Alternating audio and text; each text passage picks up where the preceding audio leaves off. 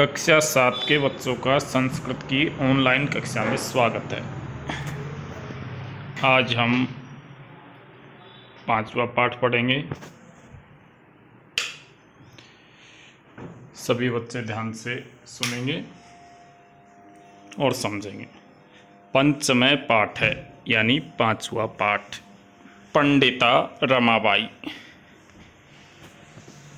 पंडिता रमाबाई इस पाठ का नाम है और इसमें पंडिता रमाबाई के जीवन के बारे में दे रखा है।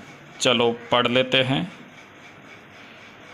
स्त्री शिक्षा क्षेत्रे अग्रगण्या पंडिता रमाबाई 1858 तमे ख्रीष्टाब्दे जन्म अलभत।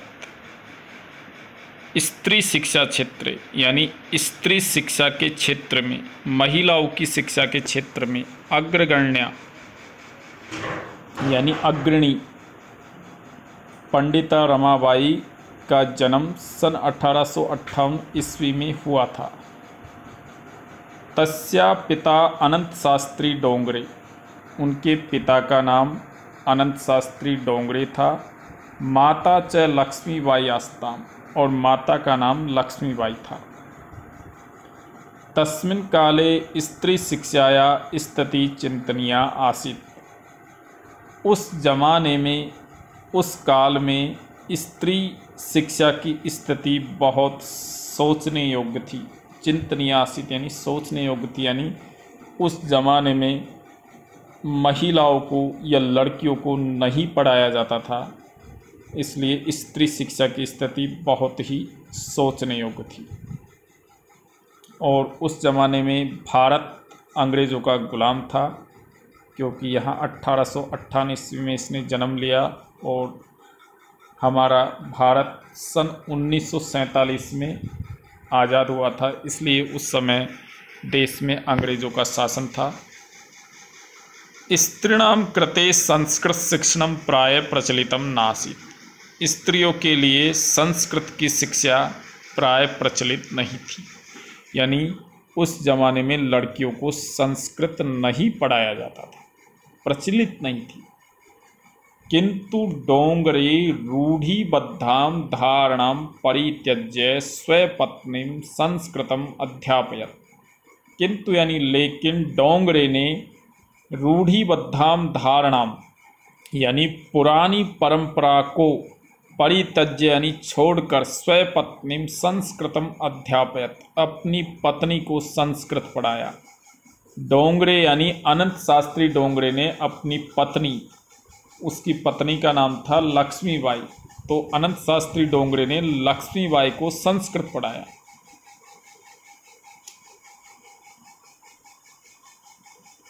एतदर्थं स समाजस्य प्रताड़नाम् अपि असहत। इसके लिए उसने समाज की प्रताड़ना भी सहन की, यानी समाज ने उनको काफ़ी बुरा भला कहा, क्योंकि उस समय महिलाओं और लड़कियों को पढ़ाना अनुचित था और संस्कृत पढ़ाना तो बहुत ही अनुचित था।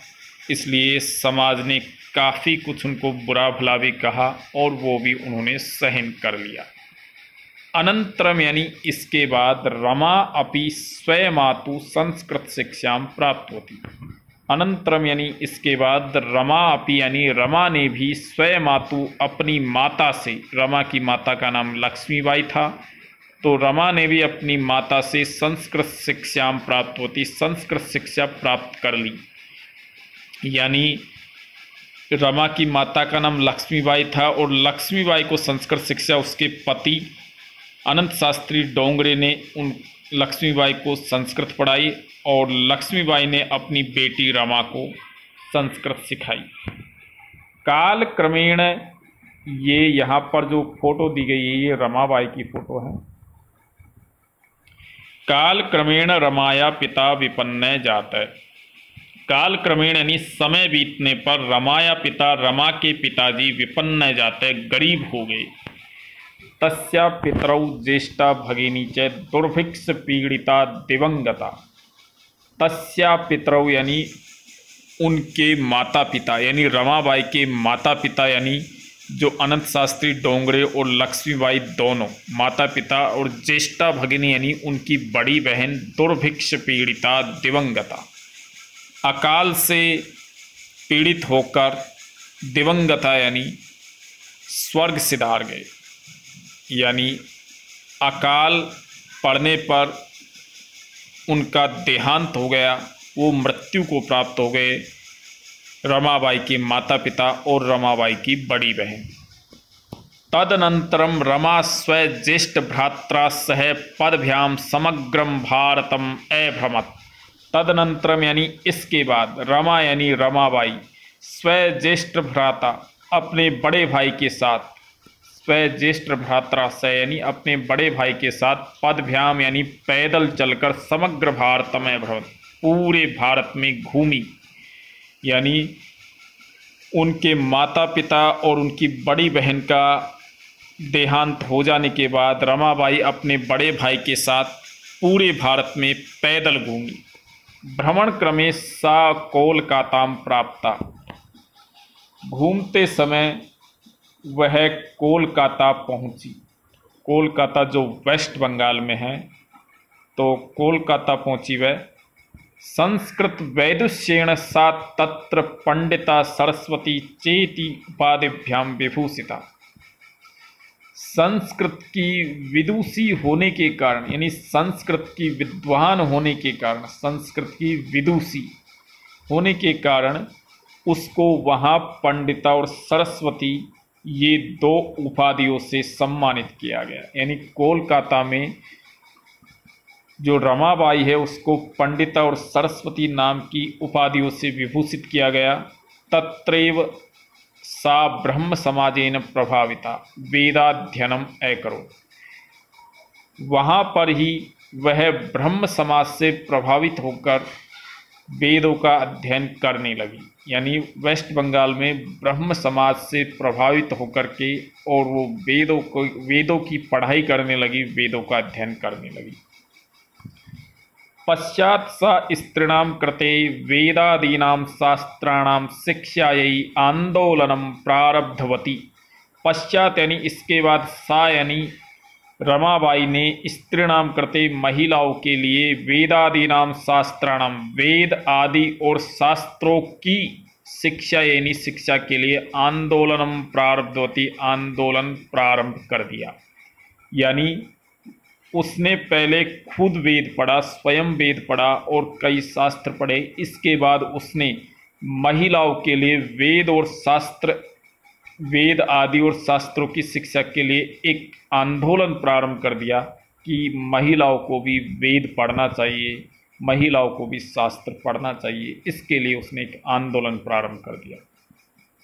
1880 तमे ख्रीष्टाब्दे सा विपिन बिहारी दासेन सह बांकीपुर न्यायालये विवाहम अकरोत्। 1880 ईस्वी में उसने विपिन बिहारी दास के साथ बांकीपुर न्यायालय में विवाह कर लिया, यानी कोर्ट मैरिज कह सकते हैं। उन्होंने कोर्ट मैरिज की विपिन बिहारी दास के साथ सन 1880 ईस्वी में।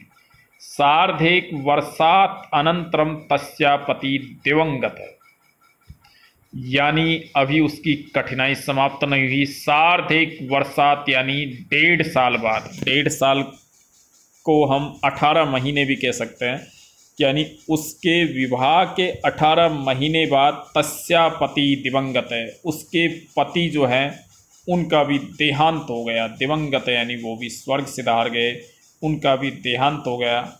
तदनंतरम सा पुत्र्या मनोरमया सह जन्मभूमि महाराष्ट्रम प्रत्यागच्छत।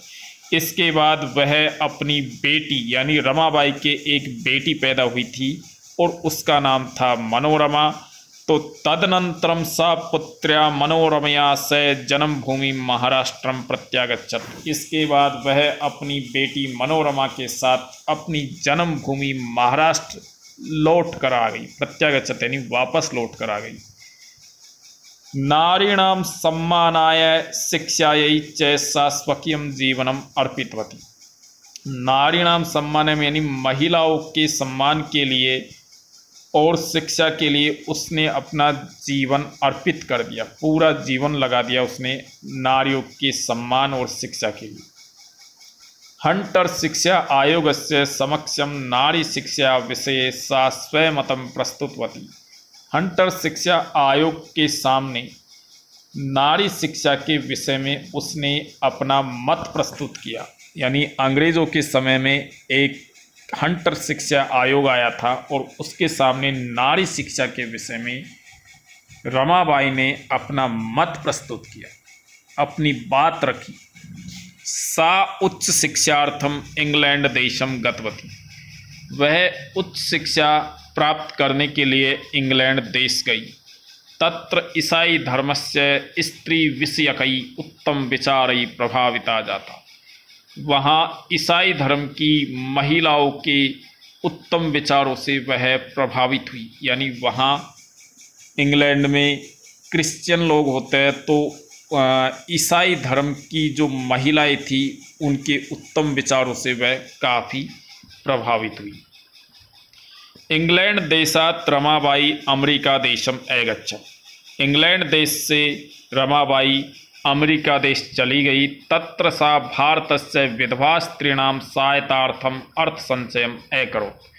वहाँ उसने भारत की विधवा स्त्रियों की सहायता के लिए अर्थ संचयम अकरोत्, धन इकट्ठा किया। वहाँ उसने भारत की विधवा स्त्रियों की सहायता के लिए धन इकट्ठा किया। भारतम प्रत्यागत्य मुंबई नगरे सा शारदा सदनम अस्थाप्यत। भारतम प्रत्यागत्य यानी भारत लौटकर मुंबई नगर यानी मुंबई नगर में सा शारदा सदनम अस्थाप्यत, उसने शारदा सदन स्थापित किया।